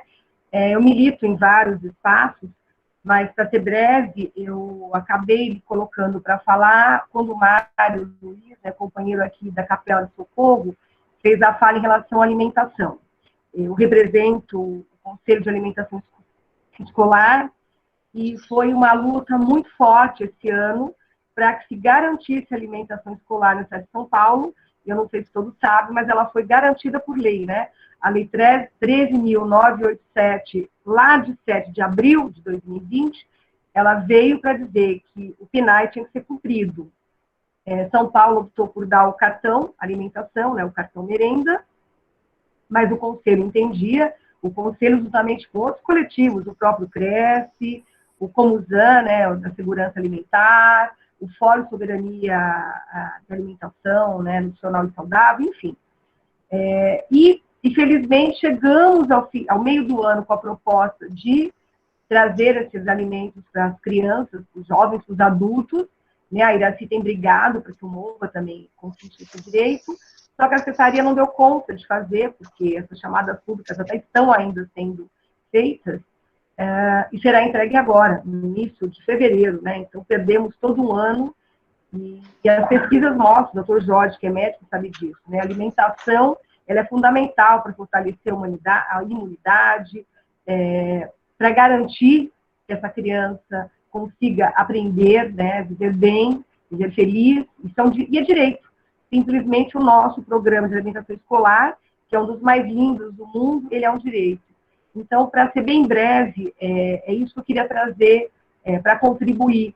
Se for necessário, participarmos do comitê de crise, a gente teve que se envolver em várias lutas para que esse direito mínimo fosse cumprido. Não foi da forma que queríamos ao longo de 2020. Esperemos que agora, em 2021, isso aconteça. Tá bom? Fui rápida. Obrigado, Márcia. Olha, eu já fiz o milagre do pão na entrada, e agora vocês vão ter que fazer o milagre do tempo para garantir a fala de mais 3 pessoas. Rudá, que nós temos mais uns 20 minutos, tá bom? Rudá. Boa noite, eu vou ser muito rápido, então. Eu sou coordenador do Pacto Educativo Global no Brasil, esse pacto que foi lançado pelo Papa Francisco no ano passado, em setembro. Nós acabamos de fechar um documento do pacto, assinado por 58 entidades do país, como a Confederação Nacional dos Trabalhadores da Educação, Movimento Pedagógico Hip Hop, Instituto Paulo Freire, Cinesp, que está aqui, Sindiúte, a POSP, grande parte dos maiores movimentos, a Campanha Nacional pelo Direito à Educação, é sobre a educação no pós-pandemia no Brasil. Eu já coloquei no chat o meu WhatsApp, quem quiser receber o documento eu envio, e 2 aqui que leram já pediram, já enviei. O que eu queria dizer rapidamente, a partir desse documento, é o seguinte: nós do Pacto somos absolutamente contrários ao retorno às aulas presenciais. Nós achamos, e aí essa é uma primeira proposta que eu faço para vocês, que nós temos que criar uma peça jurídica que responsabilize o retorno às aulas. Talvez um mandado de segurança já pronto. Nós temos vários advogados, em todas essas nossas entidades, acho que vocês também, e eu acho que nós temos que evitar entrar num discurso queixoso, né? Muito na defensiva, nós temos que ir para a ofensiva, porque é assim que a gente aparece politicamente. Então, a primeira questão é, se nós somos contra, nós temos que criar um documento jurídico, que, inclusive, preventivo, que deixe claro para o secretário da Educação que se ele e o prefeito exigirem o retorno às aulas presenciais, nós vamos processá-los. Tem que ficar claro isso, né? Inclusive, nós temos nomes que nós podemos acionar, como o jurista Fábio Conte Comparato e outros grandes, que estão junto com a gente. Então, essa é a primeira questão. Segundo, nós, no documento, nós definimos que ensino remoto, porque aí vem o outro lado da moeda, se não vai retornar presencialmente, o que vem? O ensino remoto, ele é complementar às aulas presenciais, eles não é substitutivo, porque a educação é socialização, é você conhecer outras culturas, outras famílias, outras regras. E ao contrário da escola sem partido, educação não é uma obrigação da família, é do Estado. Em qualquer civilização, o papel é do Estado, né? A escola sem partido diz que é da família e que o que a educação pública, as escolas têm que fazer é instruir para o mercado. Essa é a orientação deles.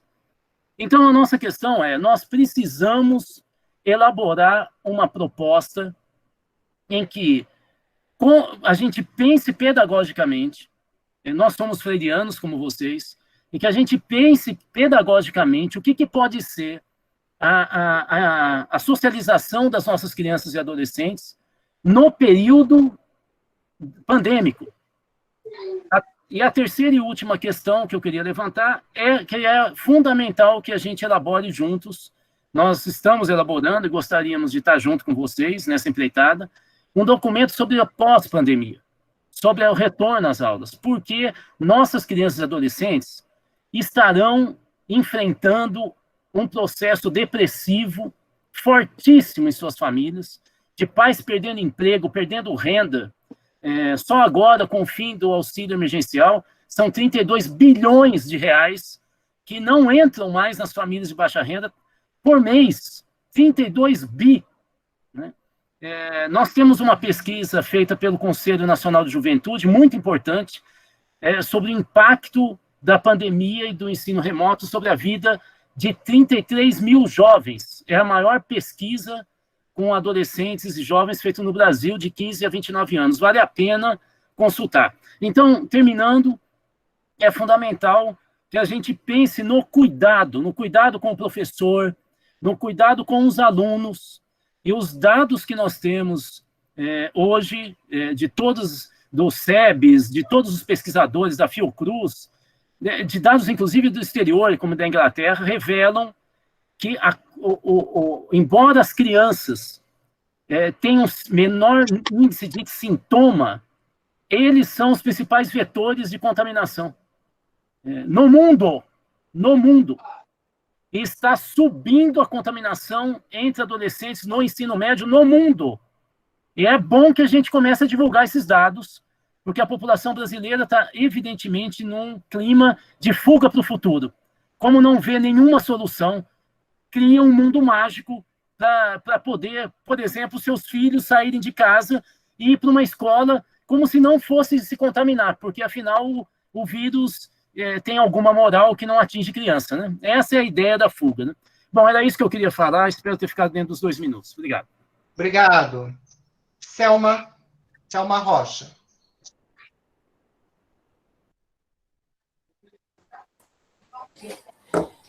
Bem, boa tarde, pessoal. É um prazer estar aqui com vocês. Eu vou falar de algumas questões que me parecem deveriam orientar uma ação contínua de nossa parte. Eu queria destacar o seguinte: olhemos para a situação do Fundeb. As condições para aprovação do Fundeb no Brasil eram as piores possíveis. Depois da aprovação na Câmara, a situação era bastante comprometedora.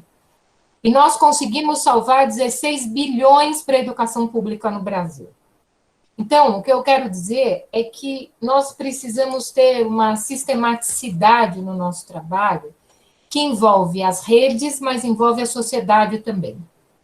E aí eu queria fazer algumas observações sobre isso. A primeira coisa, em termos práticos, acho que é impossível falar da situação da educação sem falar de emprego, auxílio emergencial e vacina.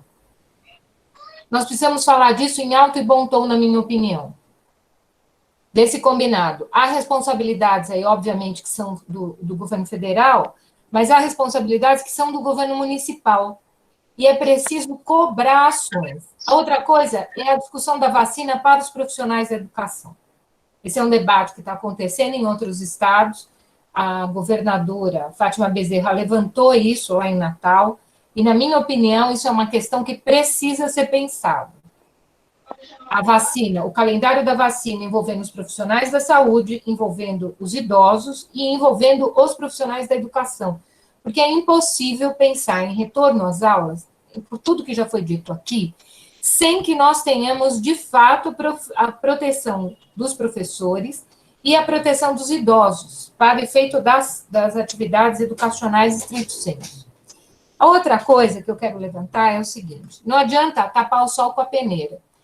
É preciso retomar o orçamento da cidade para ver o que de fato foi feito em que escola. Essa é uma discussão que nós estávamos fazendo já desde outubro, pressionando o governo, e acho que é preciso que nós olhemos para a situação do orçamento para saber que incidência isso teve nos procedimentos que terão que continuar, mesmo que a vacinação, mesmo que nós atinjamos 60% da população em julho, que vai ser um desafio enorme, com as bobagens que o governo federal faz a cada hora, não é a cada dia mais, mas se isso acontecer, ainda assim, nós vamos ter que ter cuidados de higiene muito rigorosos. Isso significa aportes para as escolas, estações de higiene que permitam a condição de lavar as mãos, de álcool, bom, enfim. Então, acho que isso é uma coisa para a qual nós temos que ter atenção prática. A outra coisa é a questão de um contínuo, de um ciclo contínuo, em relação ao atendimento das crianças. Na minha opinião, não há outra maneira de lidar com a situação se nós não retomarmos a situação de aprendizado da maneira como ela estiver na vida de cada família e de cada criança. Acho que hoje a obrigação do governo municipal é assegurar os equipamentos e assegurar as plataformas e todo o esforço das escolas nos marcos da sua autonomia, no sentido de buscar o diálogo com as crianças, com os jovens e com os adultos.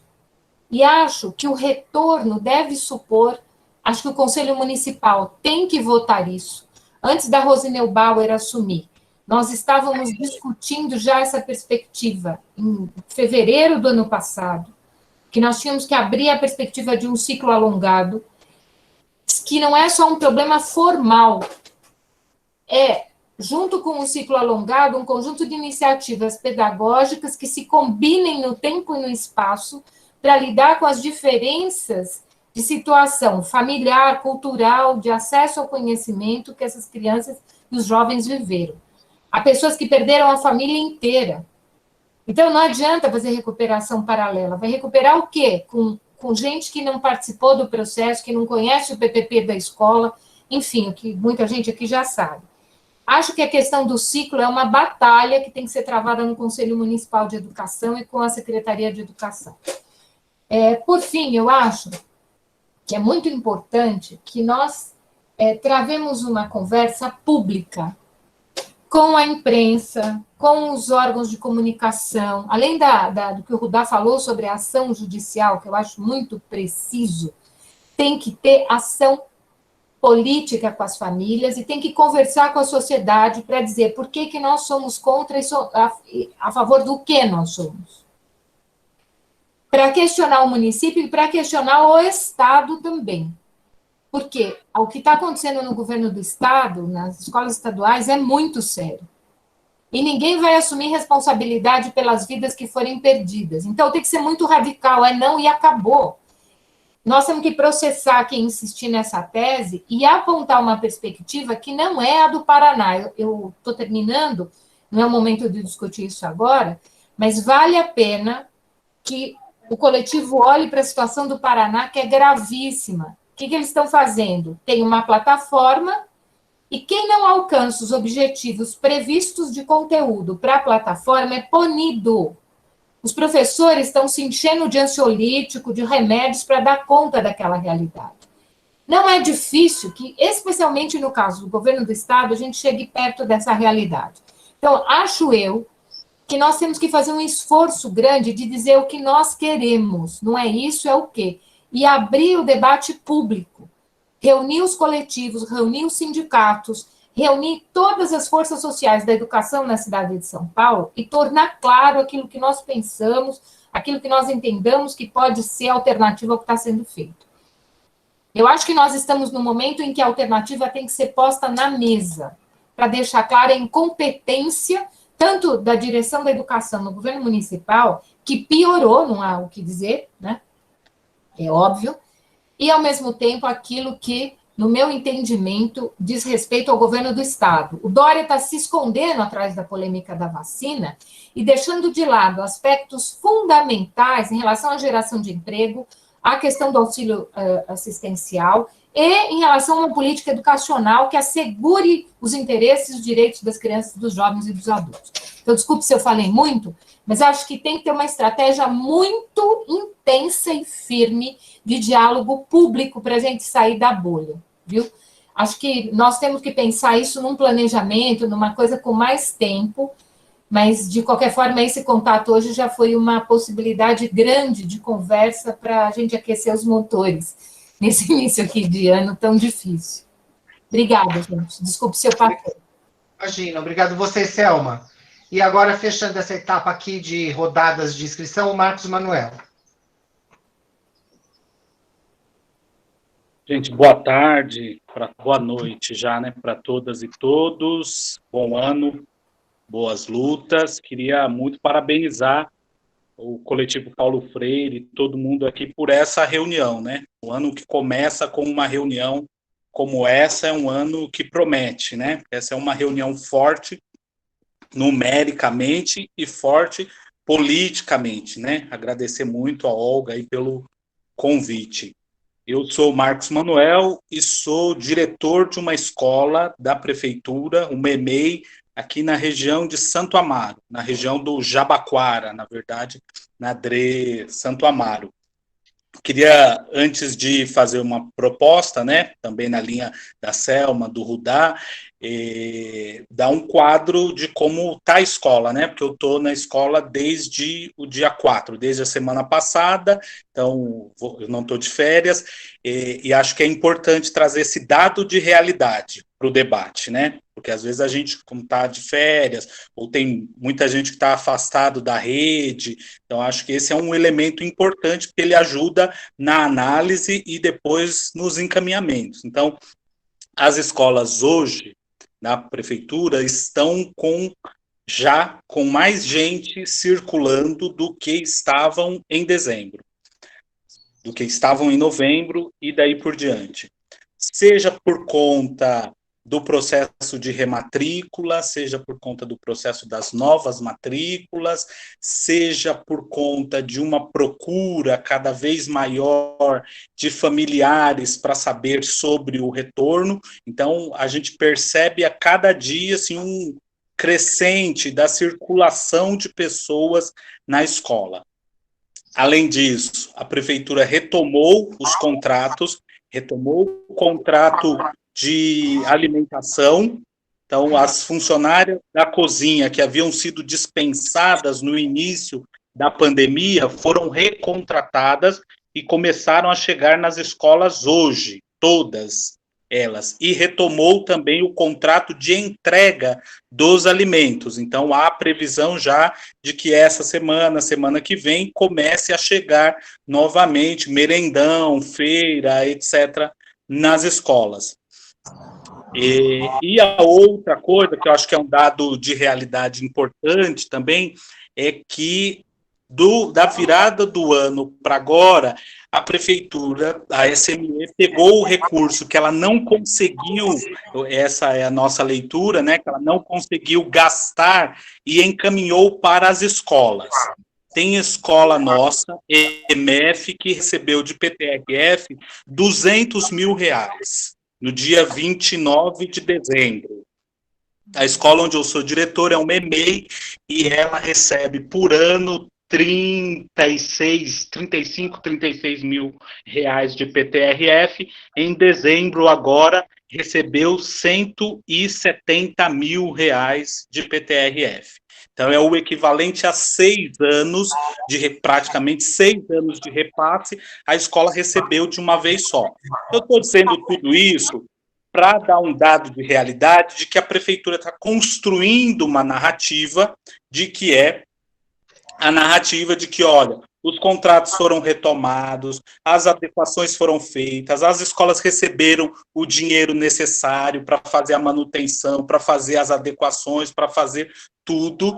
Então, e vai avançando, né? Como avançou na questão da recuperação, como avançou na questão dos céus.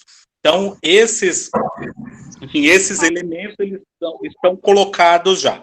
Então, diante disso, o que eu penso, né? E aí já caminhando para essa questão dos encaminhamentos. Primeiro, eu acho que dialogando com a Laura, com o Rudá e com a Selma, e essa articulação potente de hoje aqui, ela precisa ter continuidade, porque eu acho que ela vai para além de tudo que já aconteceu até agora, tudo que aconteceu no ano passado. Essa reunião de hoje ela é maior do que o comitê de emergência, o comitê de crise da Câmara, ela é maior do que a mesa que reúne só os sindicatos, ela é maior do que a articulação que a gente do Ocupa Cidade, junto com o próprio coletivo Paulo Freire, construiu em outros momentos, porque hoje conseguiu reunir gente que estava até o ano passado se reunindo em espaços diferentes. Ter continuidade. No meu entendimento, a continuidade, então a organicidade em torno disso aqui, ela tem que contribuir para construir duas coisas, e são as duas propostas que eu apresento. A primeira, vai passar um avião aqui, desculpa. Estou na região do Jabaquara, então passa muito avião aqui. Para fechar. Então, primeira proposta, eu acho que esse coletivo aqui tem condições de construir um ato que aconteça ainda em janeiro, ainda que com todos os cuidados que a gente tem que tomar, mas a gente tem que ter a ousadia de fazer um ato simbólico, um ato presencial, tem aqui 2 sindicatos, talvez até mais, porque nem todo mundo falou, mas o Sinesp falou, o Sindicep falou, então tem que colocar essa estrutura na rua, como o Sindicep já fez no ano passado, para construir um ato simbólico, ato presencial, e aqui tem gente suficiente para mobilizar esse ato. Primeira proposta, um ato simbólico contra o retorno nessas condições, ainda no mês de janeiro. E a segunda proposta é que esse coletivo aqui consiga, né? Quando eu digo esse coletivo, eu estou falando da soma dos coletivos, mais os sindicatos, mais quem está aqui representando universidades, etc., ou ainda que não esteja representando, mas está em universidades, né? Que a gente inicie uma campanha mais forte, né? Mais estrutural, e que tenha como mote algo como, para fazer o debate da vacina, né? E que tenha como mote algo como educação também é prioridade, vacina para todos, para que a gente faça o debate, como a Selma sugeriu, da inclusão dos profissionais da educação, da inclusão de quem constrói, quem usufrui do serviço da educação como público prioritário no debate da vacinação. Então, um ato mais imediato agora no mês de janeiro, e uma campanha com outras estratégias, além de um ato público, que tenha o debate da vacina para educação como prioridade. É isso, obrigado. Obrigado você. Bom, gente, é assim, faltam 2 minutos para 6h30. Você me desculpa, Meire, mas vamos fechar agora, ok? Para ver se pelo menos a gente fica nessa meia hora só de ter extrapolado o tempo. Mas a questão é que realmente também nos surpreendeu, não só a quantidade, mas a qualidade de todas as pessoas aqui presentes e de todos os argumentos e de todas as questões que foram colocadas nessa reunião. Nesse momento, a gente precisa dizer e apontar que talvez a gente consiga concordar, já de saída, que existe o consenso de que nós precisamos nos fortalecer numa relação mais direta com as comunidades, e as possíveis estratégias para esse fortalecimento mais imediato, mais próximo das comunidades, passa necessariamente pelo fortalecimento do Cresce nas diferentes regiões que a cidade de São Paulo está dividida e representada. Uma segunda questão, que talvez já seja um consenso imediato nosso, é que nós precisamos repensar as formas de comunicação, porque são elas também que vão nos aproximar destas comunidades, de forma que não estejamos só dependentes das escolas pelas diferentes regiões. Uma das possibilidades de se reforçar esse diálogo com as comunidades, e, portanto, uma de suas estratégias, uma das nossas estratégias de aproximação, é realizar, na medida dos nossos esforços, um amplo debate sobre essa questão da vacinação para todos, que vai ser um dos motes para estarmos repensando esse retorno das atividades a partir de fevereiro. E nesse buscar esses esforços coletivos, a gente vai continuar tentando e necessariamente estabelecendo alianças com os nossos representantes no Parlamento, na Câmara Municipal de São Paulo, porque são deles que inicialmente e fundamentalmente nós dependemos para viabilizar, inclusive, essas questões relacionadas à legalidade, como o Rudá nos apresentou hoje. E também, certamente, deve ser um dos nossos consensos já, aprofundarmos algumas dessas falas que foram colocadas aqui, que é o Jorge Nakayano, por exemplo, que fala sobre as questões da saúde, e as pessoas que se reportaram essas questões da legalidade, como é que nos protegemos com a própria legalidade imposta. Já estamos aqui às 18h31, eu quero agradecer a participação de todos e todas, e dizer que a gente vai marcar um novo encontro para poder apresentar uma síntese dessa reunião e voltar a discutir questões que inicialmente ainda não houve um consenso, absolutamente pela falta de tempo. Então, a gente faz a opção de elaborar um documento a partir de suas falas, marcar um novo encontro e apresentar essa síntese e afinarmos ainda mais as nossas possibilidades de ação e de consenso. Muito obrigado. Obrigada, companheiros e companheiras. E o coletivo se compromete a essa sistematização e a um retorno. Boa noite para todos. Boa noite. Boa noite, pessoal. Muito obrigado. Boa noite. Obrigado. Boa noite, parabéns. Boa noite. Boa noite. Vamos em luta, pessoal. Boa noite. Tchau. Boa noite. Boa noite.